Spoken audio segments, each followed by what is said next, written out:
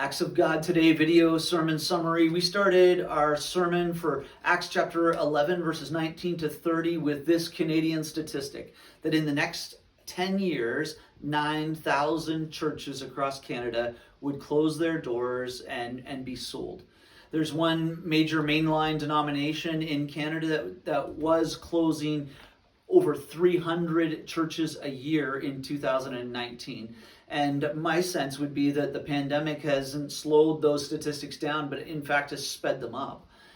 And so we have every cause to be concerned about churches closing in Canada. And we can simply just throw our hands up in despair and give up hope, or we can begin to think about what it looks like to plant churches and to see churches started and to see churches strengthened. And that's the question that we come to in Acts chapter 11, verses 19 to 30. We asked this question: how can a church be started and strengthened? And so we see the church in Antioch being established. There are these nameless believers who have been scattered because of the persecution that arose when Stephen was martyred and put to death, and that Saul was kind of the instigator behind. There were Christians who left Jerusalem and Judea, and they were pushed out, and some of them ended up in Antioch and began to speak about Jesus, and there were a number of Jews that were converted there. Then there was another group that showed up and started speaking to the Greeks as well, and they were converted. And news reports got back to the church in Jerusalem, and they sent Barnabas to begin to serve the church there. And so we said that a church will be started when people begin to share the good news about Jesus. That's what happened. These two different groups of believers showed up. They were there not necessarily because of their plan, but because of God's plan. But wherever they found themselves, they were willing to declare the good news about Jesus and share the gospel message and hope. And God was at work starting a church by having individuals respond to that gospel message of good news. And then not only did we see this church started, but we saw it strengthened when Barnabas showed up. You remember his name means son of encouragement, and that's exactly what he was there to do. He was there to investigate and to encourage and to build up. And so he examines the group that is there, and he realizes they need solid biblical teaching. And so Barnabas goes and recruits Saul and brings him to Antioch, and they spend a year teaching the believers there. That's what we hear in verse 26. So for a whole year, Barnabas and Saul met with the church and taught great numbers of people. And then also during this time, some prophets came down from Jerusalem to Antioch, and Agabus stands up and predicts a severe famine. And the disciples in Antioch are moved by this, and they give a donation to send to help to the church, to help the church in Jerusalem and to provide for the believers there. And so we said that a church is strengthened when godly people use their gifts for God's purposes.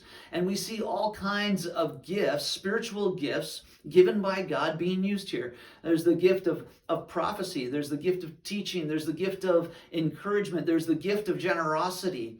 There's an ability to lead in partnerships between churches and between people, and to work together for the glory of God and in accordance with the purpose and plan of God. And so we celebrate those gifts. We celebrate how a church is strengthened when God's people use God's gifts for God's kingdom. And as we wrapped up, we said, hey, we do not want our church that was started 22 years ago to be one of 9,000 that closes in the next 10 years. Instead, we want to see our church strengthened and to be able to come alongside and further strengthen and support other churches and ministries, both locally and across Canada and around the world. And so we asked a few questions as we wrapped up. Will you look for and thank God for his grace? That's what Barnabas did when he showed up. He said that he arrived and saw what the grace of God had done, and he was glad and encouraged them all to remain true to the faith. And so, will you thank God for his grace? Look around and see the things that God is doing in the ways that he's worked. And how will you commit to growing and serving? The church was well taught, but they were also using their gifts in the midst of the body of Christ.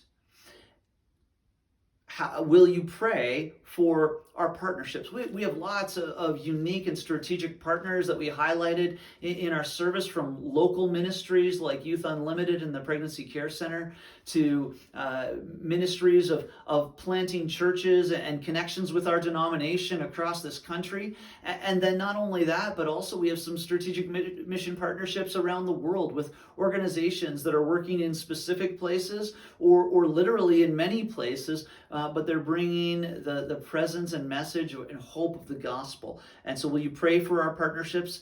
And finally, how will you give generously to God's work? Will you put your money where your mouth is? Not just say that it's important, but will you open your pocketbook or wallet and give generously to the work that God is doing to expand his kingdom? We want to see churches started. We want to see churches strengthened. And God is the one who ultimately does both of those things. That's our sermon summary for Acts chapter 11, verses 19 to 30.